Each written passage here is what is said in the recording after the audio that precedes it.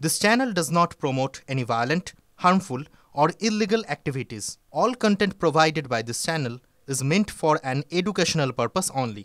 Top quality और consistent performance के लिए सिर्फ सिल्वर पंप्स नाम याद रखना। তৃণমূল কংগ্রেসের 21শে জুলাইয়ের 3 দিন আগে 18 জুলাই ফের বঙ্গ সফরে প্রধানমন্ত্রী নরেন্দ্র মোদী দুটি কর্মসূচি করবেন, দুটি দুর্গাপুরের নেহরু স্টেডিয়ামে সভা করবেন প্রধানমন্ত্রী। কিন্তু প্রধানমন্ত্রীর সফরকে কটাক্ষ করতে ছাড়ছে না রাজ্যের শাসক দল।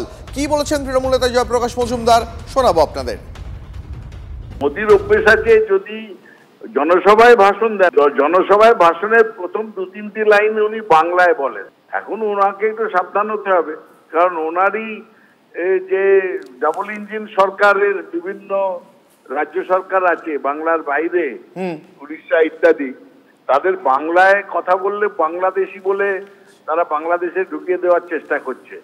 তাই জন্য বলছি মোদী যেন বাংলায় তাহলে কিছু না বলার চেষ্টা করেন, তাদের যদি সেইটা নীতি হয়।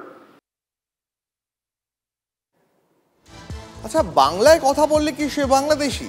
কেন বলছি, কারণ মহারাষ্ট্র, দিল্লির পর এবার ওড়িশা আবারও বাঙালিকে বাংলাদেশি ভেবে আটক করে রাখার অভিযোগ।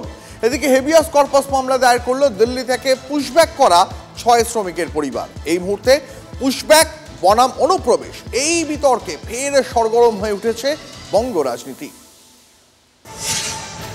বাংলায় কথা বলায় বাংলাদেশি তকমা দাগিয়ে দিয়ে দেশের লোককেই পুশব্যাক।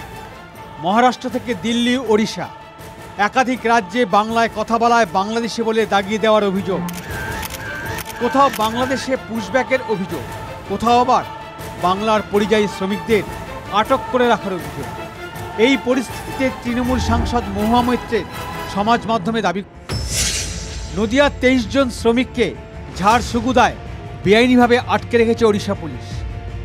অবিলম্বে বাংলার শ্রমিকদের ছাড়তে ওড়িশা পুলিশে ডিজিকে অনুরোধ জানিয়েছেন তিনি। 24 বছর নবীন পটনায়কের বিজেডির সরকার ছিল উড়িষ্যায়, কোনোদিন এরকম ঘটনা ঘটতো না। 1 বছর বিজেপি সরকার আসার পর প্রত্যেক দিন এগুলো ঘটছে। আমি এটাই বলতে চাইছি যে আপনারা কেউ ভাববেন না যে এই গরিব শ্রমিকদের জন্য কেউ লড়াই করার নেই। কিন্তু বীরভূমের মুরারাইয়ের আরও 2 পরিবার, তাদের কি হবে? সূত্রের খবর, দিল্লির রোহিণীর KN কার্জু থানার একটি বস্তিতে এরা থাকতেন।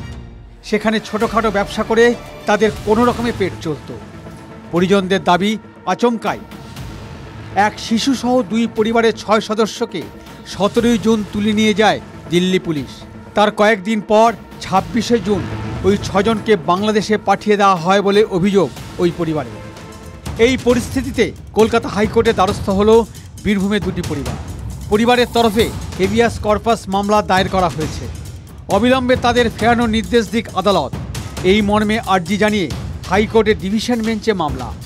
ওড়িশা নিয়েও একই ধরনের মামলা হয়েছে। 2 মামলার একসঙ্গে শুনানি হবে, জানিয়ে দিল বিচারপতি তপব্রত চক্রবর্তী ডিভিশন বেঞ্চ। এই পরিস্থিতিতে 18 জুলাই বাংলা সফরে আসছেন প্রধানমন্ত্রী নরেন্দ্র মোদী। আর প্রধানমন্ত্রীর বাংলা সফর নিয়ে পরিযায়ী শ্রমিক প্রসঙ্গে কটাক্ষ করতে ছাড়েনি তৃণমূল।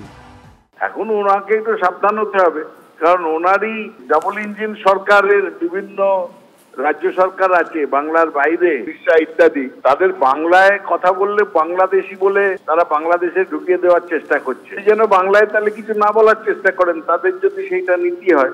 এই সামগ্রিক যে বিড়ম্বনাটা বাংলার বা বাঙালিদের পড়তে হচ্ছে, তার জন্য দায়ী রাজ্যের মাননীয় মুখ্যমন্ত্রী। ভুয়ো শংসাপত্র তৈরি করা, ভুয়ো ডকুমেন্টস তৈরি করা, তৃণমূল কংগ্রেসের জনপ্রতিনিধিরা বড় ভূমিকা পালন করেছেন। অনুপ্রবেশকারীরা, বিশেষত বাংলাদেশিরা, রোহিঙ্গারা, তারা ভারতীয় পরিচয়পত্র জোগাড় করেছেন তৃণমূল কংগ্রেসের বদন্যতায়। এর থেকেই বোঝা যাচ্ছে 18 জুলাই মোদীর বঙ্গ সফর ও 21শে জুলাই তৃণমূলের শহীদ দিবসে রাজনীতির অনেকটা অংশ জুড়ে থাকবে এই পুশব্যাক বিতর্ক। Shrabanti Saha report, TV9 Bangla.